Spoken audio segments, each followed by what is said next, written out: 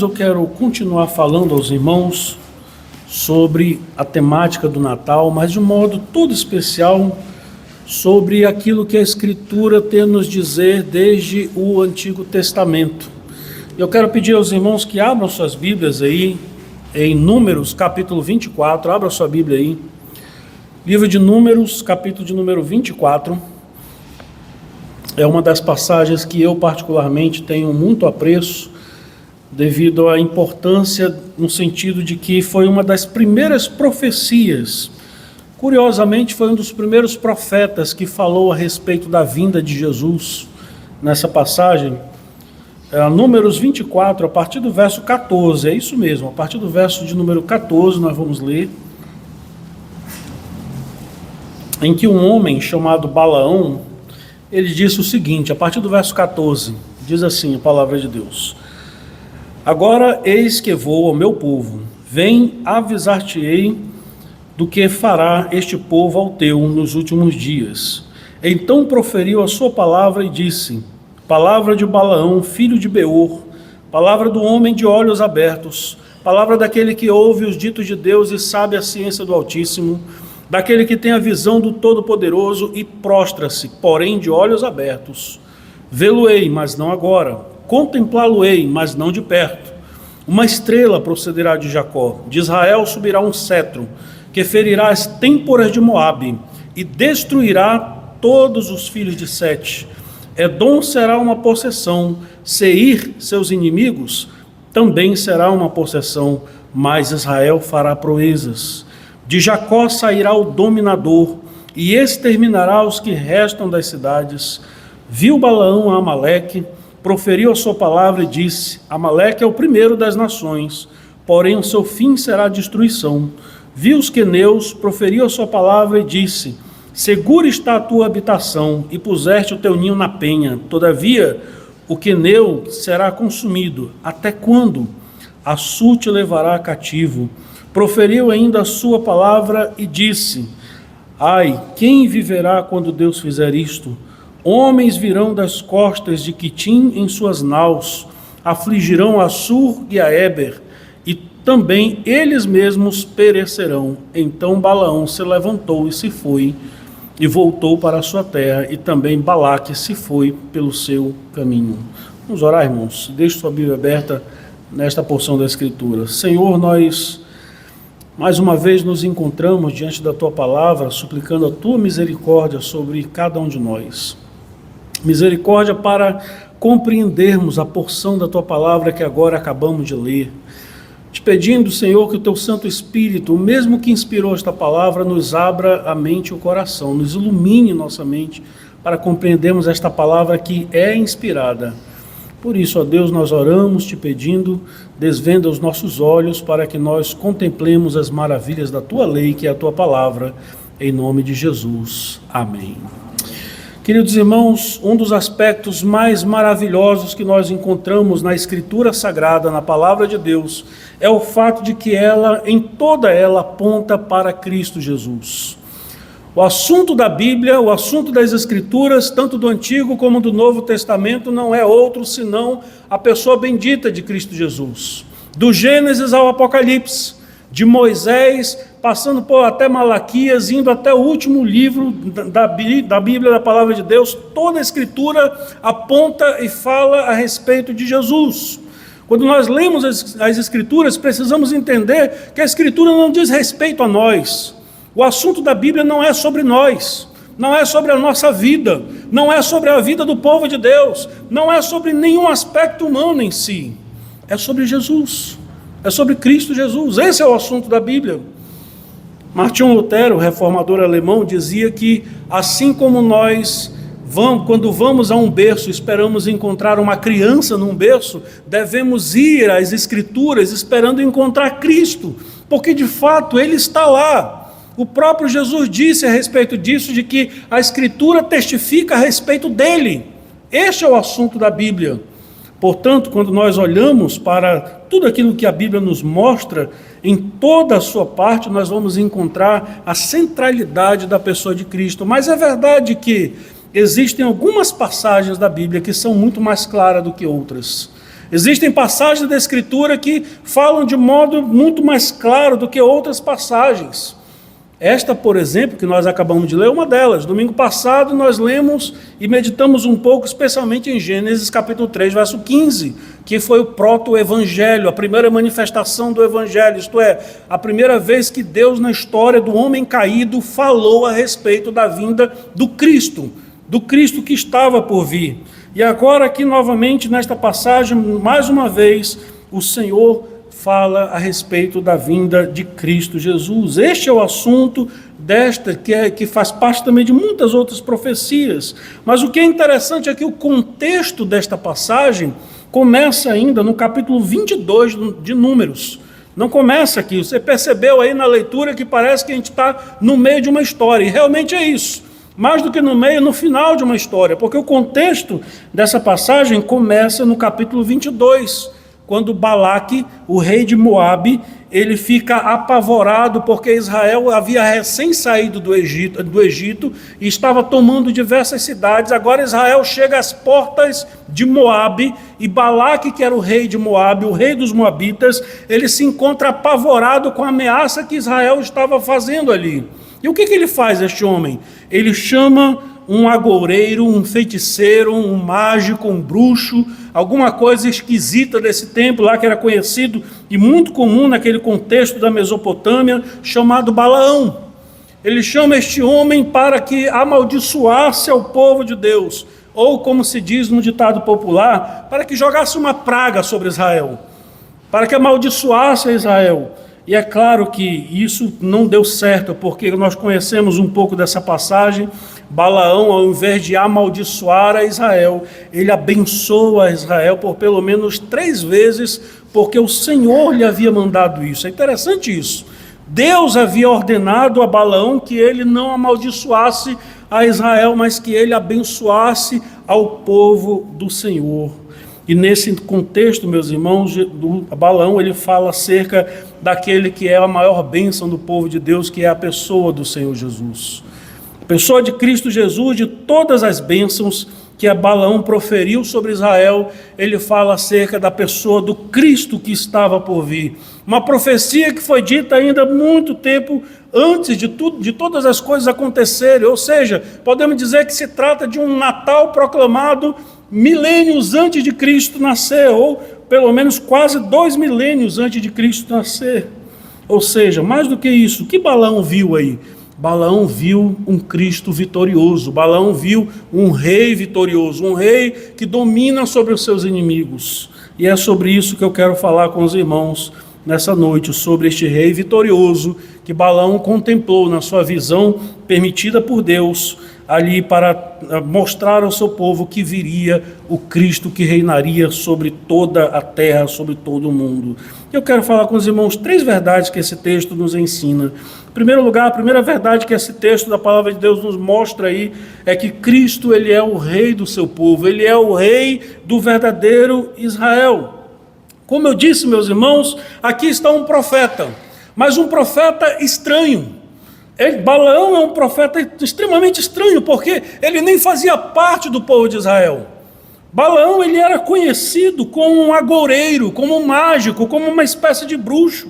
Diz a palavra de Deus aí mesmo no contexto, em Números capítulo 22, no verso 7, Números capítulo 23, no verso 23, Números capítulo 24, no verso 1, só nesses textos aí que eu citei para os irmãos, Balaão ele aparece ali como alguém que praticava magia, praticava agouros. No livro de Josué, no capítulo 13, no verso 22, ele é chamado de adivinho. Mas o que é interessante é que mesmo este homem pervertido, errado, religiosamente totalmente impuro, totalmente equivocado em seus pensamentos e suas práticas religiosas, Deus usou este homem. E mais do que isso, pasmem, Deus falou por meio deste homem. É interessante isso, porque em Números capítulo 23, nos versos 5, 12, 16 e 26, nós encontramos de modo claro Balaão falando em nome do Senhor. E aí uma coisa pode ainda ficar pior aí, porque aqui mesmo em Números 24, no contexto da nossa passagem, eu quero que você olhe aí comigo, no verso 2, Nos diz a palavra de Deus que Balaão falou pelo Espírito de Deus. Diz assim o verso 2 de Números 24: levantando Balaão os olhos e vendo Israel acampado segundo as suas tribos, veio sobre ele o Espírito de Deus. Um homem estranho, um profeta estranho, de práticas religiosas duvidosas. Balaão é mencionado no Novo Testamento, por exemplo, pelo apóstolo Pedro, em 2 Pedro capítulo 2, verso 15, como um homem perverso e inimigo do povo de Deus. Este era Balaão. Judas, no versículo 11, diz a mesma coisa. E em Apocalipse capítulo 2, verso 14, Balaão também é mencionado como um homem perverso. Mas, curiosamente, irmãos, foi este homem estranho, foi este profeta estranho, e eu digo profeta porque Deus o usou para predizer a vinda de Cristo Jesus. De todas as bênçãos que Balaão proferiu sobre Israel, a terceira e última das bênçãos, que é essa da qual nós nos ocupamos, Balaão então fala a respeito do Cristo que viria, daquele que viria e seria o dominador, e mais do que isso seria o rei do seu povo, Cristo Jesus. Balaão afirma que teve uma visão da parte do Senhor, que um dia viria o rei dominador. Eu queria que nós lêssemos novamente a partir do verso 15. Olha o que diz aí. Tendo eu apresentado esse profeta estranho chamado Balaão, diz assim a palavra de Deus no verso 15 do nosso texto: então proferiu a sua palavra e disse, palavra de Balaão, filho de Beor, palavra do homem de olhos abertos, palavra daquele que ouve os ditos de Deus e sabe a ciência do Altíssimo, daquele que tem a visão do Todo-Poderoso e prostra-se, porém, de olhos abertos. E o que ele diz aí no verso 17 ao 19? Vê-lo-ei, mas não agora, contemplá-lo-ei, mas não de perto. Uma estrela procederá de Jacó, de Israel subirá um cetro, que ferirá as têmporas de Moabe, e destruirá todos os filhos de Sete. Edom será uma possessão, Seir, seus inimigos, também será uma possessão, mas Israel fará proeza. De Jacó sairá o dominador, e exterminará os que restam das cidades. Balaão profere então a sua visão, e ele diz de modo claro: isto eu recebi do Altíssimo. Balaão podia dizer: eu recebi essa revelação da parte do Senhor. E o que Balaão vê? Ele vê, em primeiro lugar, uma estrela. Não é isso que ele diz aí no próprio verso 17? Eu vejo uma estrela. Mas antes de ver uma estrela, ele diz: olha, eu contemplo ele, mas não é para agora. Ele diz aí: vê-lo-ei, mas não agora. Contemplá-lo-ei, mas não de perto. Essa profecia foi dada, irmãos, por volta de 1444 a.C. Quase 1.500 anos antes de Jesus nascer, quase 1.500 anos antes de Cristo nascer, este profeta estranho recebe esta visão e ele vê uma estrela. Ele diz aí: uma estrela procederá de Jacó e de Israel subirá um cetro.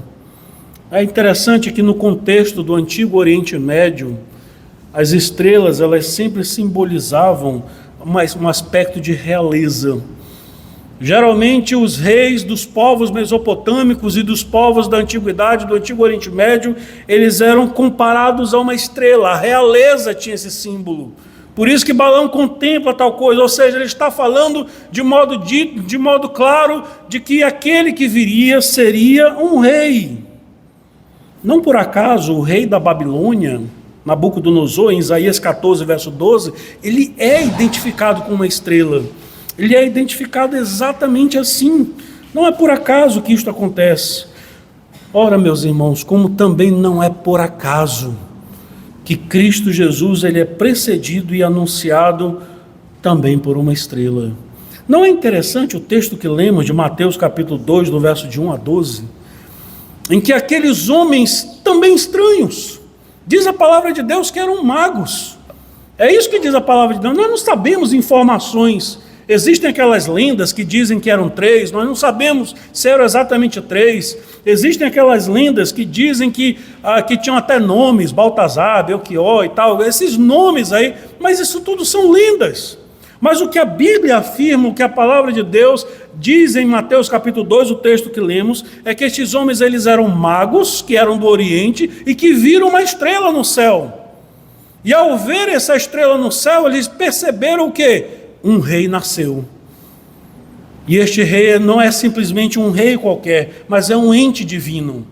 Tanto é assim que eles vão a Jerusalém, procuram o rei de Israel, então no poder naquele contexto, Herodes, e diz: olha, nós viemos para adorar ao rei dos judeus, viemos para saudar ao rei dos judeus, porque vimos a sua estrela no Oriente que anunciou a sua chegada. Interessante como Deus trata na história, né, irmãos? Deus se revelou naquele contexto, neste contexto nosso da história no livro de Números, a um homem ímpio, perverso, agoureiro, sincrético, de uma religião duvidosa, de uma forma religiosa duvidosa, esse homem chamado Balaão. Mas ao mesmo tempo, Deus revelou-se também àqueles magos do Oriente. Deus não falou ali aos mestres da lei, Deus não revelou-se ali de modo claro a um líder judeu daquele tempo, aos membros do povo de Deus. Parece que Deus ele queria se revelar ali aos gentios em primeiro lugar, e falou àqueles homens ali também, e revelou-se ali por meio daquela estrela. Ora, meus irmãos, não é por acaso que este mesmo Jesus aparece glorificado no livro do Apocalipse, em Apocalipse capítulo 22, verso 16, e ele diz: eu sou a raiz, a geração de Davi, a brilhante estrela da manhã. O símbolo da estrela sempre denota essa ideia de divindade, ou melhor dizendo, de realeza. E Balaão continua na sua visão quando ele complementa o seu pensamento. Olha, volta o seu olhar aí para a escritura.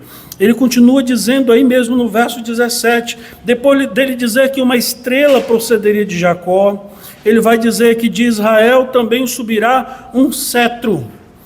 Esta figura talvez já seja um pouco mais conhecida ao nosso contexto ocidental, porque a ideia do cetro é a ideia do rei que domina. A ideia do cetro é a ideia do rei que está ali assentado no trono, e o cetro simboliza o poder do rei. O cetro significa exatamente isso, ou seja, Balaão está claramente reforçando mais uma vez, depois de falar da estrela, agora ele fala do cetro, que simboliza exatamente o que especifica e fortifica o seu pensamento de que, de fato, aquele que está vindo é um rei. Ele tem governo, ele tem domínio, ele virá para governar. Ora, meus irmãos, o Senhor Deus afirmou por meio do profeta, ou melhor dizendo, por meio do patriarca Abraão, em Gênesis 17, verso 6, de que de Abraão descenderiam reis. Reis procederiam da descendência de Abraão. Não é por acaso, meus irmãos, que, é claro, Davi procede também de Abraão. O patriarca Jacó, quando ele chama seus filhos para abençoar, Jacó, que era neto de Abraão, e quando ele chama seus filhos para abençoar cada um deles, de modo muito específico, ele chama Judá. Eu queria que você abrisse a sua Bíblia ali em Gênesis capítulo 49. Abra a sua Bíblia aí comigo em Gênesis capítulo 49, nos versos 8 a 10. Gênesis capítulo 49, nos versos 8 a 10. É muito interessante como que, de fato, a Deus ele trabalha na história do seu povo, e ali novamente nós encontramos, podemos dizer, uma revelação também de Deus, dita pelo velho patriarca Jacó. Ele já está quase que praticamente no seu leito de morte aí, então ele chama seus filhos para abençoar, e abençoa de um por um, mas quando chega em Judá, seu filho chamado Judá, ele diz o seguinte, olha o que diz aí, Gênesis 49, versos de 8 a 10, ele diz: Judá, teus irmãos te louvarão, a tua mão estará sobre a cerviz de teus inimigos. Os filhos de teu pai se inclinarão a ti. Judá é leãozinho, da presa subsiste, filho meu. Encurva-se e deita-se como um leão e como leoa. Quem o despertará? O que ele diz no verso 10? O cetro não se arredará de Judá, nem o bastão de entre os seus pés, até que venha Siló, e a ele obedecerão os povos. Davi descende de Judá. Davi, que foi o maior rei de Israel, descende de Judá. E o Cristo, segundo a carne, é descendente de Davi também. Diz a palavra de Deus em Romanos capítulo 1, verso 13, e Atos capítulo 13, versos 22 e 23. Cristo Jesus, segundo a carne, procede de Judá. Portanto, ele tem em si, humanamente falando, o sangue real. Ele tem em si, mais do que isso, o nítido direito de assumir o trono de Israel, pois foi para isso que ele nasceu. É interessante que o anjo Gabriel, na anunciação a Maria, ele disse lá, aquela nossa amada irmã Maria, em Lucas capítulo 1, versos 31 a 33, ele diz que: eis que conceberás e darás à luz um filho, a quem chamarás pelo nome de Jesus. Este será grande e será chamado Filho do Altíssimo. Deus, o Senhor, lhe entregará ou lhe dará o trono de Davi, seu pai. Ele reinará para sempre sobre a casa de Jacó, e o seu reinado não terá fim. Meus irmãos, quando a Bíblia diz que o reinado de Cristo não terá fim, já está claro que o seu reinado não é um reinado como passam os reinos humanos. Porque os reis morrem, os governantes desta terra perecem, graças a Deus por isso. Seria algo horrível nós vivemos sob o domínio de homens pecadores por toda a eternidade. Mas quando a palavra de Deus diz que o reino de Cristo não terá fim, isto significa dizer que o seu reinado não é deste mundo, como Jesus disse perante Pilatos. O meu reino não é deste mundo. Ele não veio para reinar sobre esta terra neste contexto de mundo caído. Cristo Jesus, ele reina no coração daqueles que lhe pertencem. Cristo Jesus domina a mente, o coração e os atos daqueles que são subservientes a Ele, daqueles que fazem parte do reino de Deus, daqueles que pertencem ao verdadeiro Israel. Porque Israel não é uma nação com aquela bandeira azulzinha ali. O Israel de Deus não tem nada a ver com isso. Não tem nada a ver com o aspecto político estabelecido. O Israel de Deus são todos aqueles que pertencem a Cristo. A igreja do Senhor, dos eleitos de Deus, são Israel de Deus. E sobre estes eleitos, sobre este servo de Jesus, Cristo domina sobre eles de geração em geração. As gerações vão passando e Cristo permanece reinando para todo sempre, até o dia de vir buscar cada um dos seus eleitos. O reinado de Cristo, meus irmãos, é um reinado eterno. O reinado de Cristo é um reinado que não terá fim. Os reis perecem, os homens morrem, governos passam, mas o reinado de Cristo permanece eternamente. Por isso compete a nós termos essa consciência. Mais uma vez, como eu já disse aos irmãos outrora, nós precisamos entender, irmãos, que nós não somos subservientes ao Estado, nós não somos subservientes a qualquer coisa que venha dos governos humanos, nós só devemos obediência a Cristo Jesus, o Senhor. Só Ele é o nosso rei, só Ele é o nosso governador, só Ele é aquele que domina sobre nós. Cristo é aquele que foi anunciado desde a antiguidade. Deus pré-anunciou isso a Moisés, Deus pré-anunciou a este homem estranho chamado Balaão. E ele diz: eu vejo uma estrela, eu vejo um cetro. E o que esse homem fará, segundo a visão de Balaão? Qual será a qualificação deste reinado? Em segundo lugar, irmãos, volte seu olhar aí para o nosso texto de Números 24. Se porventura você está em Gênesis, que foi o último texto que lemos, ele continua dizendo ainda qual será a característica desse reinado. E em segundo lugar, Balaão vai dizer que o reinado de Cristo será um reinado vitorioso. Ele começa a pintar aqui de modo muito claro exatamente que Cristo viria para dominar sobre os seus inimigos. Ele diz aí mesmo, a partir do verso 17, depois de falar que um cetro, de Israel subirá um cetro, ele diz assim, verso 17, que ferirá as têmporas de Moabe e destruirá todos os filhos de Sete.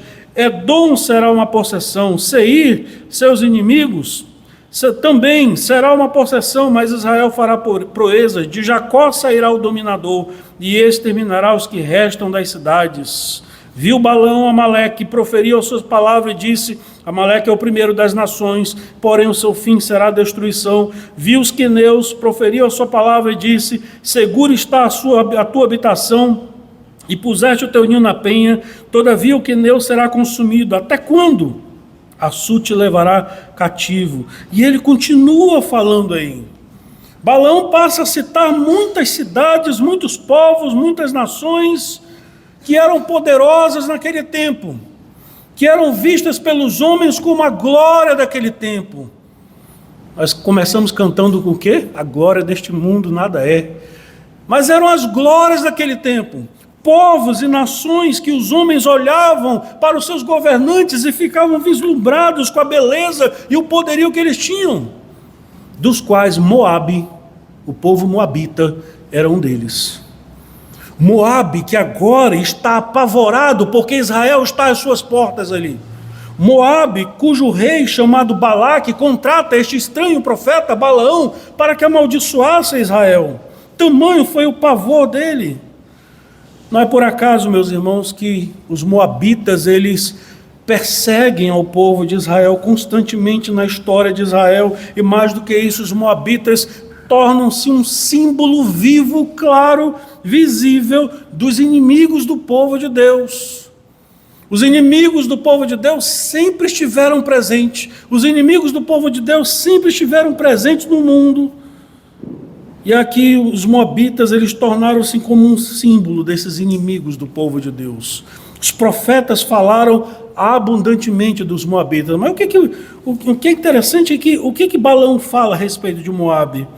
Balaão diz que este rei poderoso que ferirá as têmporas de Moabe, isto é, a cabeça de Moabe, e destruirá todos os filhos de Sete. Meus irmãos, é interessante, meus irmãos, que nessa longa sentença, o que nós encontramos aqui é exatamente a visão ou a ideia de que Cristo ele viria para reinar e tomar conta de todos os seus inimigos, para destruir todos os seus inimigos. Há um salmo na Escritura, um salmo messiânico, que nos fala a respeito disso. Eu queria que a gente lesse lá o Salmo 110. O Salmo 110 nos fala exatamente a respeito desse Messias vitorioso, a respeito deste Cristo vitorioso, em que o Salmo 110 aponta em que a vitória de Cristo se mostra no domínio dos seus inimigos. Salmo 110, a palavra de Deus nos diz assim, Salmo 110, está escrito, Salmo de Davi, disse o Senhor ao meu Senhor, assenta-te à minha direita, até que eu ponha os teus inimigos debaixo dos teus pés. O Senhor enviará de Sião o cetro do seu poder, dizendo, domina entre os teus inimigos. Apresentar-se-á voluntariamente o teu povo no dia do teu poder, com cantos, com santos ornamentos, com um orvalho emergido da aurora serão os teus jovens. O Senhor jurou e não se arrependerá. Tu és sacerdote para sempre, segundo a ordem de Melquisedeque. O Senhor à tua direita, no dia da sua ira, esmagará os reis. Ele julga entre as nações, enche-as de cadáveres, esmagará cabeças por toda a terra. O que Balaão disse sobre Moabe? Que ele feriria as têmporas de Moabe. De caminho, bebe na torrente e passa de cabeça erguida. Meus irmãos, novamente, Balaão ele vê o reinado de Cristo como alguém que domina sobre os seus inimigos, como alguém que vence os seus inimigos, mas é claro que nós não estamos falando aqui do domínio das armas. Cristo Jesus não veio para dominar povos e nações por meio de armas. Não é interessante? Você já parou para pensar que um dia, se você é crente, quero falar com os crentes aqui só, você outrora era inimigo de Deus. Todos nós éramos inimigos de Deus. Todos nós que andávamos sem Cristo, nós éramos inimigos de Deus. E como é que Cristo nos conquistou? Por meio da sua palavra e do seu evangelho, nós fomos dominados por Cristo. Fomos tomados por Cristo. É assim que Cristo domina os seus inimigos.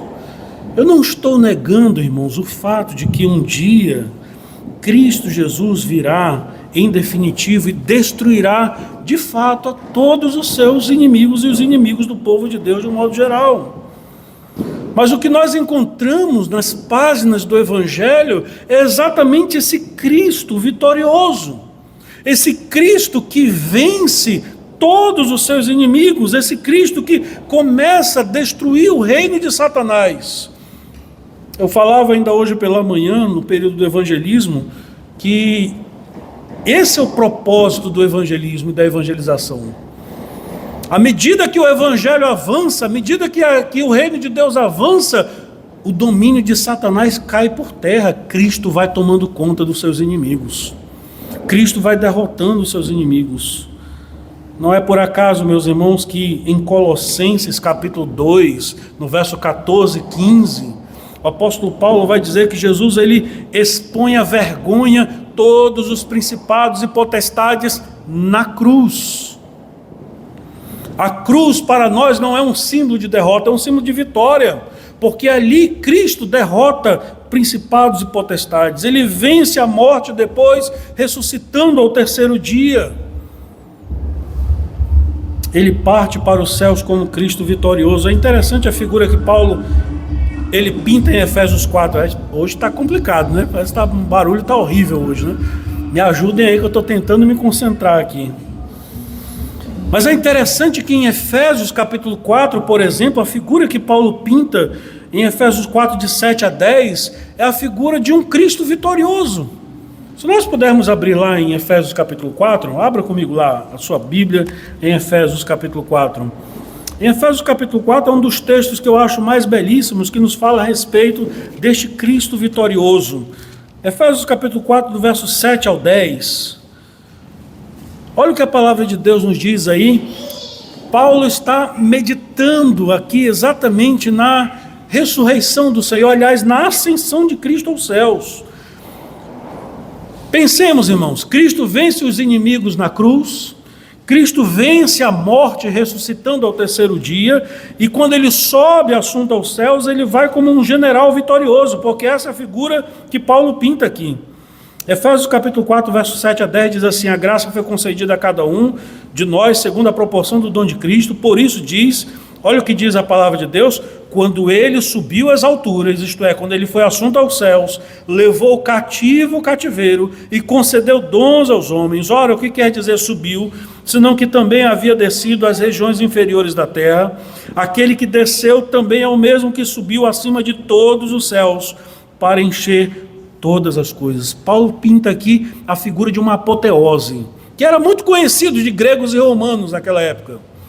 A apoteose consistia quando os generais vinham das batalhas, das suas guerras, trazendo seus inimigos amarrados atrás de si para gloriar-se com o seu povo. Ele chegava nas cidades, em carruagens, e distribuía presentes ao povo ali. Cristo chegou aos céus assim. Quando o Senhor Jesus foi assunto aos céus, Paulo está dizendo isso aqui. E chegou aos céus, ele foi ovacionado como aquele que veio e venceu tudo que ele veio para vencer. Ele chega aos céus como um general vitorioso, que veio para a terra, derrotou o diabo, derrotou a morte, derrotou todos os seus inimigos, e ele é recebido nos céus com uma verdadeira apoteose digna de um general que chega vitorioso nos céus. Cristo é vitorioso também, mas um texto como esse nos faz lembrar que um dia o Senhor Jesus voltará e também ele, consequentemente, destruirá em definitiva todos os seus inimigos. Porque diz assim a palavra de Deus. Meus irmãos, Balaão viu exatamente isso. Balaão contempla aquele que viria para dominar sobre os seus inimigos, sobre aquele que dominaria sobre todos os seus inimigos. E Jesus nos é apresentado exatamente assim. Jesus se apresenta assim também aos seus discípulos em Lucas capítulo 11, no versos 20 ao 22, Jesus se apresenta como sendo aquele que é o mais valente do que o diabo. E ele vem para amarrar o inimigo, para destruir o inimigo e tomar dele todos os seus despojos. É isso que Jesus veio fazer. Pedro vai dizer que para isso se manifestou o Filho de Deus, para destruir as obras do diabo. Meus irmãos, a vitória de Cristo não é mais do que simplesmente uma vitória sobre um povo da terra, ou sobre um inimigo físico. Eu já disse isso aqui tantas vezes aos irmãos, mas eu quero repetir mais uma vez. Onde é que está o Império Assírio? Onde é que está o Império Egípcio? Onde estão os grandes reis da terra? Onde está o Império Romano que dominou o mundo? Todos eles foram destruídos, mas os servos do Senhor permanecem sobre a terra. Nós estamos aqui. Os reis da terra pereceram, o Império Romano ruiu, todos os inimigos do povo de Deus foram destruídos, e os discípulos de Jesus permanecem sobre a terra. Será que isso não é suficiente para nós entendermos que Cristo é vitorioso sobre todos os seus inimigos? Quantos reis e impérios tentaram destruir o povo de Deus e não conseguiram? Nos fizeram cativos, nos tentaram queimar, nos tentaram destruir de todas as maneiras e não conseguiram. Não é por causa de nós, irmãos, é por causa do Senhor que governa sobre nós. É por causa do Cristo que está sobre nós, porque o seu reino jamais terá fim. O seu reino jamais terá fim. Os reis da terra perecem, mas o Rei dos Reis, o Senhor Jesus, jamais perecerá. Foi esse rei que os magos encontraram no Oriente, ou que viram na sua estrela no Oriente. Foi esse rei que eles vieram para adorar ali. Onde está o recém-nascido rei dos judeus? Nós vimos a sua estrela no Oriente e viemos para adorá-lo. Vieram reconhecer a realeza daquele cujo domínio é sobre todos os seus inimigos. Aqueles homens perceberam, ora, o que os fizera sair da sua terra, do Oriente, de tão longe? Senão o fato de que eles estranharam aquela estrela que anunciava o nascimento não simplesmente de um rei. Diz a palavra de Deus que eles, quando viram o menino Jesus, eles se prostraram diante dele, reconhecendo a sua divindade, e eles estavam certos nisso. Ali estava o Deus dos céus, em carne e osso, literalmente ali. E eles adoraram aquele rei que estava ali diante deles, que é digno de toda adoração. Meus irmãos, é o Senhor que nos preserva sobre a terra, porque Ele é quem tem nos sustentado sobre a terra. E os inimigos do povo de Deus, um a um, vão sendo destruídos, não pelo uso de armas da nossa parte, não, mas é pela pregação do Evangelho. A pregação do Evangelho é que destrói todos os inimigos do povo de Deus. É sermos firmes no Evangelho, é permanecermos fiéis à palavra de Deus, é proclamarmos a palavra de Deus, é sermos fiéis às Escrituras, é sermos fiéis à sã doutrina, nos mantermos de pé com a nossa sanidade espiritual. É isso que preserva o povo de Deus, a palavra de Deus nos preserva. Mas há uma terceira e última verdade que o texto nos ensina aqui da palavra de Deus. Em terceiro e último lugar, volta lá para o texto lá de Números, capítulo 24, que é o texto que nós estamos meditando. Em terceiro lugar, a palavra de Deus nos diz que também este mesmo Cristo vitorioso, Ele também é a fonte de todas as bênçãos do seu povo. Ao apresentar a figura de Cristo como um rei vitorioso, Balaão deixa claro que a pessoa deste rei vitorioso é o motivo de todas as bênçãos deste povo. No verso 18 ele diz aí, depois ele fala dos seus inimigos, tanto anteriormente como posteriormente, mas no meio do verso 18 ele diz: mas Israel fará proezas. A ideia do contexto dessa passagem é a ideia de que este rei vitorioso que estava por vir traz a ideia de que ele é a fonte das bênçãos do povo de Deus.